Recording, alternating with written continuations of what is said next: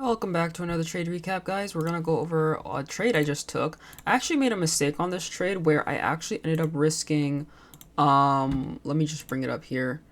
I have it set to 0.5 and I ended up risking 0.5 on this trade when it should have been 1%, to make that $1,000 for the trade, risking 1 to 2, right? I ended up only risking 0.5. This trade actually did end up working out. Let's look at my current stats. Right now, I'm on a winning streak, 6%, no losses. This the filtering that I'm able to do really helps keep me out of bad trades.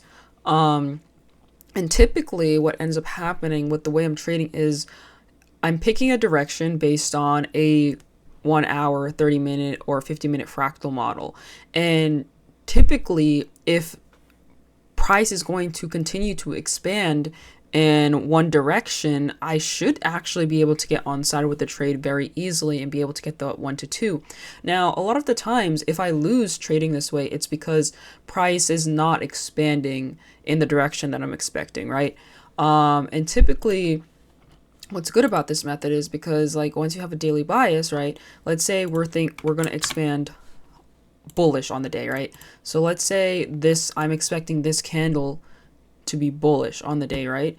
As long as I have a fractal model that supports that idea, which we did right here, SMT is at the lows, and we had a C2 closure. Mind you, this is 9 o'clock, so I can't, if I want to trade 10 o'clock, I can wait for the 1 hour closure to see if we get a 1 hour fractal model. But because I want to trade on side with that last 30 minutes of the 9 o'clock candle, I actually am looking for a 30-minute model. Now, luckily for us, we had a 30-minute model right here. 9 o'clock had a C2 closure. So I was trying to trade on side with this, the last 30 minutes of that 9 o'clock candle, essentially, right? So that's when I was like, okay, I'm going to trade this candle here and try to be on side with it. Now, we're going to start from the top down, go back to the daily, and just look at how I determine my daily bias.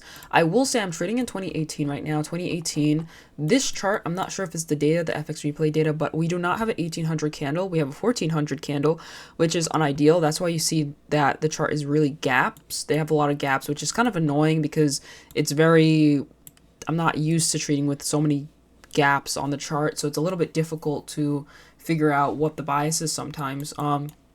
But clearly the order flow is bullish, mostly bullish. We have little to no down close candles, so we are ultimately bullish.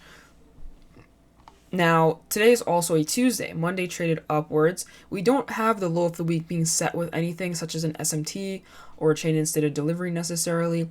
But, because the order flow is so overwhelmingly bullish and Monday closed as an up candle, I'm already going into Tuesday as with a bullish bias just from the daily chart, right?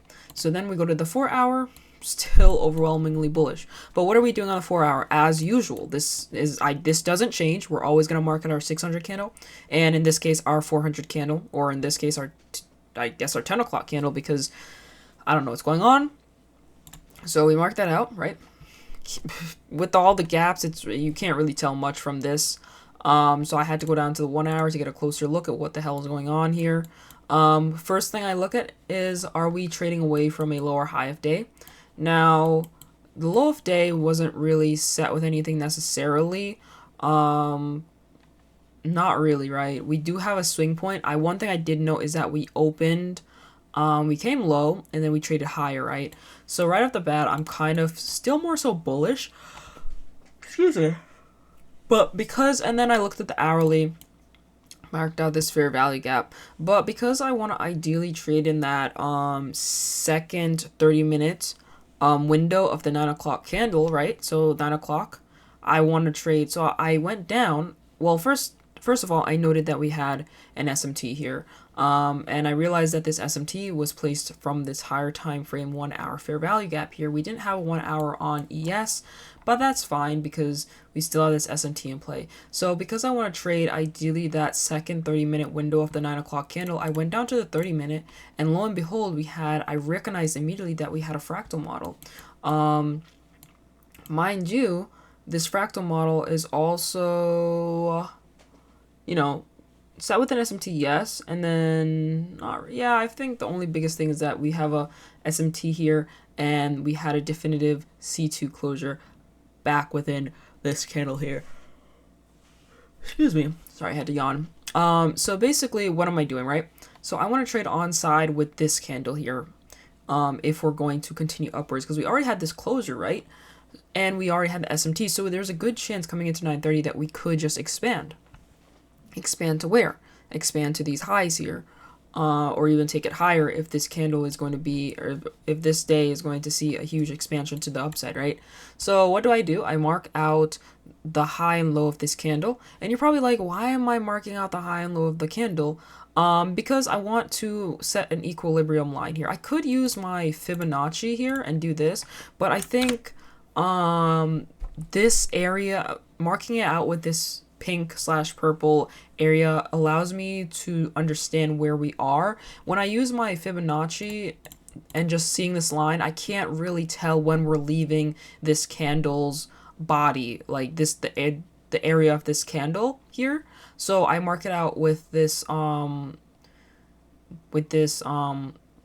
rectangle here with the equilibrium line. Because ideally, we want to tap into this equilibrium line and then go higher, or even not even at all, just stay in the upper half of this candle and then expand, basically, right? So that's why I mark it out with this instead of the Fibonacci. And I guess I could set up a special Fibonacci. I think I have 50%. No, I don't have a colored version. I could do something. I could make a colored version of this, but I prefer, I don't know, I do like the pink area because it allows me to understand that, hey, I'm still in this candle, or I'm hitting the equilibrium of this candle. Ideally, if I want to go higher now, I want to see some expansion outside of this pink area, right? So once I saw that, and once 930 opened, I immediately went down to the 1 minute. That's just my thing now. I just like entries on the 1 minute. Now, this might get a little bit confusing, okay? So one thing that I'm really paying close attention to is look at that down here. I'm paying really close attention to how this 930 candle is opening, right? So we already expanded up, right? We have a break of structure here. Coming into 930, we have a break of structure. And then, so this is our first instant that we're going up to the upside. So this is our trend change, right? Basically, this is confirming that we're going up, but I need a continuation confluence. So this is my second filter that allows me not to take a trade that is not going to otherwise go in my direction. So we respect this fair value gap that was put in right here. And then, so that's good. But now how do I validate that this fair value gap is holding the closure above this order block here? So once we got this closure above, I immediately set my entry, stop at the bottom of this wick here, because this is a pretty sizable wick, right? This is also a C2, a 1 minute C2 closure back within the range of this candle. Price can come down, respect the equilibrium of this candle because this is a premium wick, right? And then this is also where the fair value gap is as well. So ideally, I wouldn't want to see price come back below here, and just continue to expand, right? And that's exactly what we had here. Luckily, I didn't even have any deep retracements here.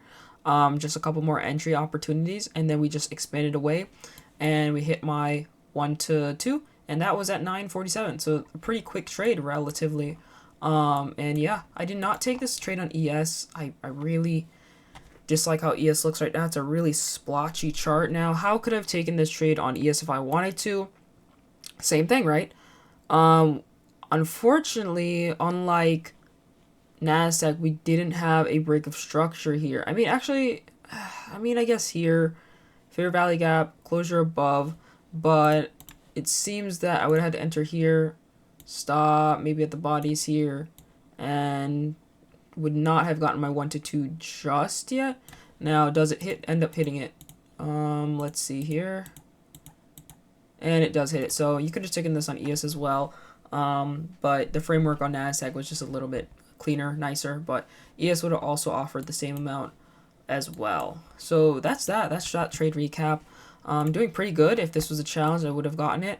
Let's see if we can keep this momentum. And again, as the goal has been for this entire channel since I started it, is to see 6% plus more consistently and to basically have a higher R&R. I do think this trading method is nice. It has a lot of filtering that filters out taking bad trades, and typically the only reason why one of these trades wouldn't work out is if the candle that I'm trading is not expanding in the intended direction, right? Or maybe it's a deep retracement, which can happen typically. But because I'm doing so much filtering on the 1 minute, I would say it does keep me from getting into bad trades, especially if I'm trading fractal models, which is the core foundation of how I'm able to get on side with these trades, right?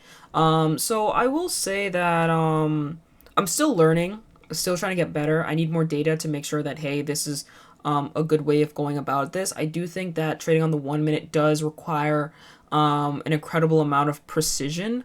So in that regard, you get better entries, but it's also a lot riskier as well. So, and in some ways it can be a tad bit more confusing. But honestly, this is the one method that allows me to have such a high frequency of trades. One, it requires a high level of precision as well too, and even the entries have a level of precision that allows me to stay out of trades, right? And it's a very time sensitive, time focused trading strategy as well, because time is very, very important to how I just very important to when I decide to enter a trade, right? With that being said, this is really great results. It's a shame that I traded 1.5 because it should have been 1%, so I would have probably been more closer to 7% or 6.5. I'm not sure what the math is really.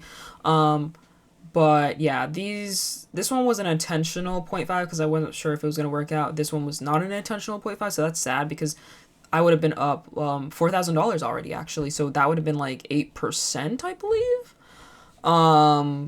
roughly. So yeah, really good results, no losses, pretty good filtering. Let's see if we can continue to get these kind of results. It's a little bit nerve-wracking, but so far so good. With that being said, if you have any comments, leave them down below. Don't forget to like and subscribe, and I'll see you in the next one. Peace.